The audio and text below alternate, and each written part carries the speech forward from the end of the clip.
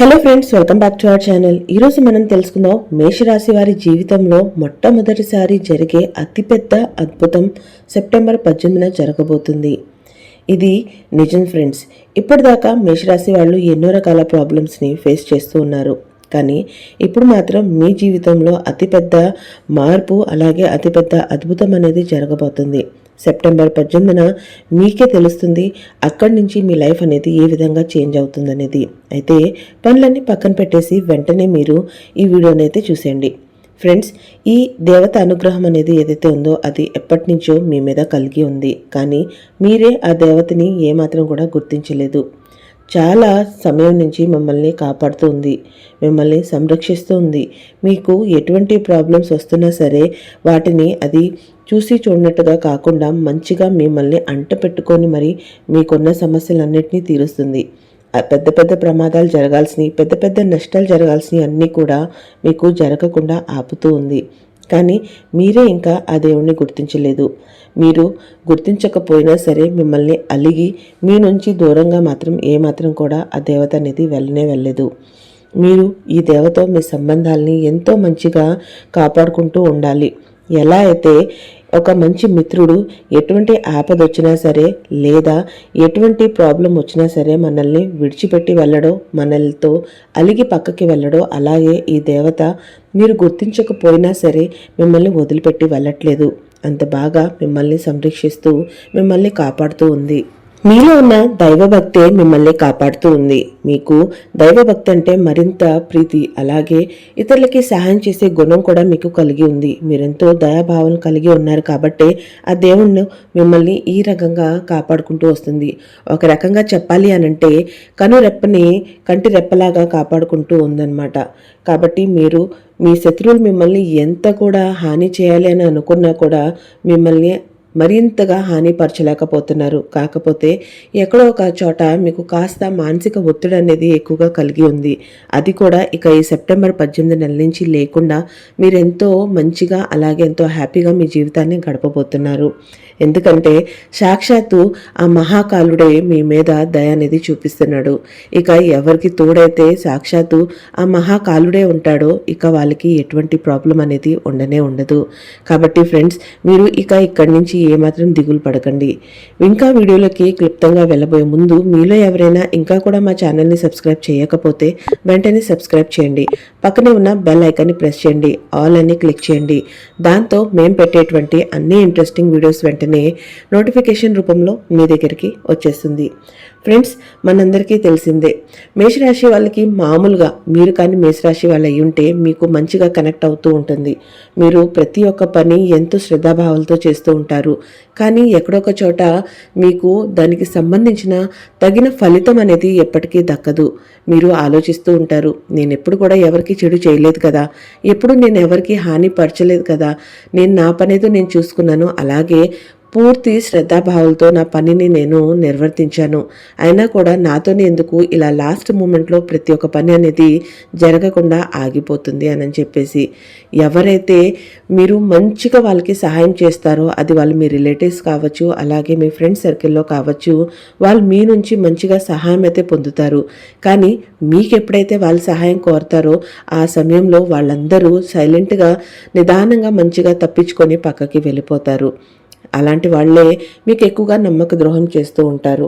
So ఇక ఇక్కడి నుంచి మీరు ఏమాత్రం కూడా టెన్షన్ పడకండి. మీరు అనుకుంటూ ఉంటారు నాకంటూ అసలు ఎవరు శత్రువులే లేరు అని చెప్పేసి. కానీ ఎప్పుడైతే మీ జాతకం అనేది మనం చూపించుకుంటామో అక్కడ మనకి అర్థమవుతుంది, కాదు నిజంగానే కనపడిన శత్రువులు ఎవరైతే ఉన్నారో వాళ్ళు మన జీవితంలో మనల్ని ఇవన్నీ దుఃఖాలకి కారణమవుతున్నారు అని చెప్పేసి. అయితే ఇక సెప్టెంబర్ 18వ తారీఖు నుంచి మీకు మంచి దశ అనేది తిరగబోతుంది. ఇక్కడి నుంచి మీ కష్టాలన్నీ తీరిపోబోతున్నాయి. ఎందుకంటే సాక్షాత్ ఆ మహాకాలుడు అలాగే అంజనీపుత్రుడు హనుమంతుడే మీకు అండగా ఉండబోతున్నాడు. ఇక వీళ్ళిద్దరే మీకు అండగా ఉండబోతుంటే ఇంకా ఎవరైనా ఏం చేస్తారు చెప్పండి.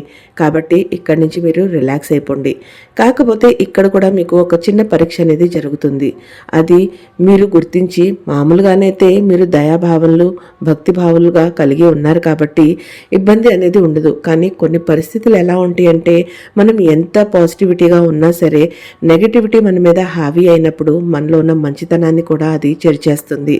అయితే ఈ రాబోయే 3 రోజుల్లో మీకు కానీ ఎవరైనా సరే మీకు హెల్ప్ కోసం కోరటానికి వస్తే, డబ్బు పరంగా కాదండి, వాళ్ళకి తిండి కానీ ఉండటానికి ఈ చోటు చూపించడానికి కానీ లేదంటే బట్టలు ఇవ్వటానికి కానీ అంటే మీ ఇంటి ముందుకి ఎటువంటి బెగ్గర్స్ వచ్చినా ఎవరైనా బాగా పేదవాళ్ళు ముసలివాళ్ళు చిన్నపిల్లలకి మీ నుంచి ఏదైనా సహాయం కోరే సమయం కానీ మీ దగ్గరికి వస్తే అంటే అటువంటి సిచ్యువేషన్ మీరు ఎదుర్కొంటే మాత్రం ఖచ్చితంగా మీకు చేతనైన సహాయతం అనేది ఖచ్చితంగా చేయండి.